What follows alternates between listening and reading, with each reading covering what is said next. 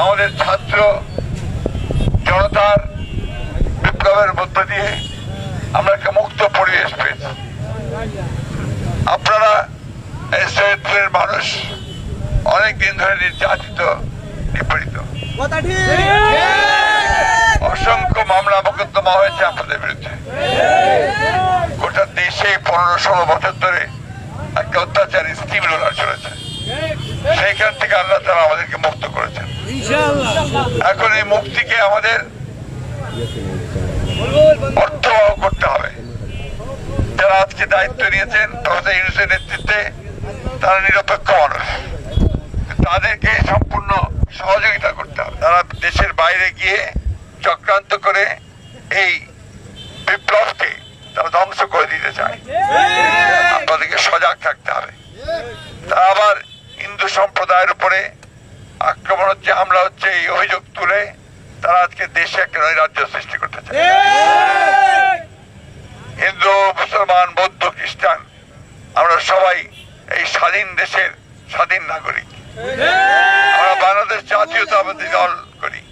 শহীদ president Zia রহমানের যে আদর্শ, সেই আদর্শে তিনি পরিষ্কার করে বলেছেন, যেখানে কোনো ধর্মের কোনো প্রাধান্য থাকবে না, এখানে সব নাগরিক, হিন্দু, মুসলমান, বৌদ্ধ, খ্রিস্টান, কেউ সংখ্যালঘু সম্প্রদায় নয়, সকলকে একসাথে এই দেশের জন্য কাজ করতে হবে। তাই আজকে যারা ষড়যন্ত্র করছে, সাম্প্রদায়িকতার নাম করে দেশে অস্থিতিশীলতা সৃষ্টি করতে চায়, তাদের বিরুদ্ধে রুখে দাঁড়াতে হবে। আমি বিএনপি নেতা কর্মীদের কাছে সুস্পষ্টভাবে বলতে চাই, আপনারা আপনাদের দায়িত্ব এখন যে আপনারা আমাদের যে হিন্দু সম্প্রদায়ের ভাইয়েরা আছে, খ্রিস্টান সম্প্রদায়ের ভাইয়েরা আছে, তাদের প্রতি কেউ যেন আঙ্গুল তুলতে না পারে সেই বিষয়ে তাদের উপাসনালয়, মন্দির, তাদের চার্চ, তাদের জানমাল নিরাপত্তার দায়িত্ব আপনাদের। আপনারা বড় দল, আপনার দায়িত্ব পালন করতে হবে। এখন আপনাদের অত্যন্ত কঠিন সময়। এই সময় এই বিপ্লবকে যদি আমরা সংগত করতে না পারি, তাহলে আবার অন্ধকারে তলিয়ে যেতে হবে। কথা মনে রেখে দয়া করে কাউকে কোন রকম উশৃঙ্খলতা, কারোর উপর আক্রমণ, হামলা এসব করতে দেবেন না। আপনারাও কোনো এমন কোনো কথা বলবেন না যে কথাটা দায়িত্ব জ্ঞানহীনতার পরিচয় দেবে।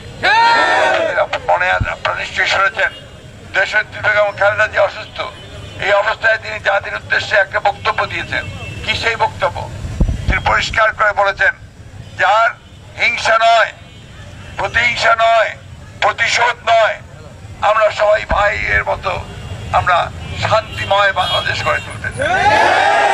এই নতুন যে সরকার, তারা অন্তর্বর্তীকালীন সরকার, তারা দেশে শান্তি শৃঙ্খলা প্রতিষ্ঠা করে নির্বাচনের একটা পথ তৈরি করবে। সেই নির্বাচনের মধ্যে দিয়ে তখন নির্বাচন হবে, সেই নির্বাচনে রাজনৈতিক দলগুলো প্রতিযোগিতা করবে, যারা নির্বাচিত হবে জনগণের ভোটের মাধ্যমে, তারাই সরকার গঠন করবে। সুতরাং কেউ কোথাও জবরদখল করতে যেন না যায়, সেটা আপনাদের দায়িত্ব। ঠিক আছে? প্রবাসী সবসময় লড়াকু, সবসময় সংগ্রাম করেছে, লড়াই করেছে, কোনদিন মাথা নত করে নাই। এইবারও এই যে আওয়ামী লীগের যে ভয়াবহ চক্রান্ত, তার কাছেও মাথা নত করবে না। জনগণকে ঐক্যবদ্ধ রেখে সমস্ত প্রতিহিংসার বাইরে থেকে শান্তিময় বাংলাদেশ গঠন করবে। ঠিক আছে? কথা দিলেন আপনারা? বেগম জিয়ার পক্ষের জন্য কথা দিলেন, আরেক রহমানের জন্য কথা দিলেন। ইনশাআল্লাহ বিপ্লবকে আমরা সুসংগত করবো। বাংলাদেশ, বাংলাদেশ, বাংলাদেশ, বাংলাদেশ। করিম চাচা, আপনার প্রিয় মানুষদের কখনো বিপদে ফেলতে চাইবেন না স্যার। তাহলে আমাদের বিপদে রাখা কি ঠিক হচ্ছে? এজন্যই বিজলি কেবলস সবচেয়ে ভালো ও নিরাপদ। ফ্লেম রিটার্ডেন্ট পিভিসি দিয়ে তৈরি বিজলি কেবলস, নিরাপদ আজীবন।